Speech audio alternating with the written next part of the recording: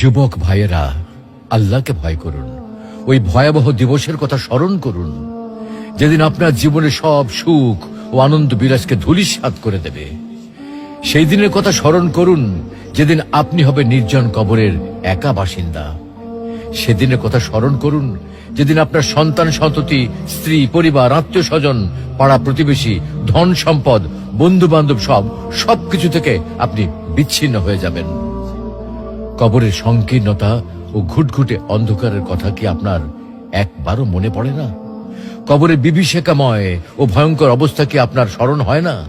কবরের শাস্তির ভয় কি আপনার অন্তরাত্মা প্রকম্পিত হয় না? মুনকার নাকির ফেরেশতার দয় প্রশ্নের সঠিক জবাব কি আপনি দিতে পারবেন? একথা একবারও কি ভেবেছেন? অনুরূপভাবে কবরের অফুরন্ত সুখ ও অনাবিল শান্তির কথা কখনো কি আপনার হৃদয়ে পটে জাগ্রত হয় না?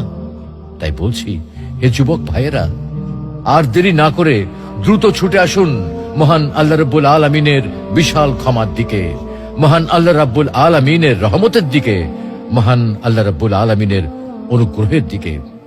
মহান আল্লাহ রাব্বুল আলামিন আপনাদেরকে বলছেন, তবু কি তারা আল্লাহর কাছে তওবা করবে না এবং তার কাছে মাপ চাইবে না? আল্লাহ অত্যন্ত ক্ষমাশীল ও করুণাময়।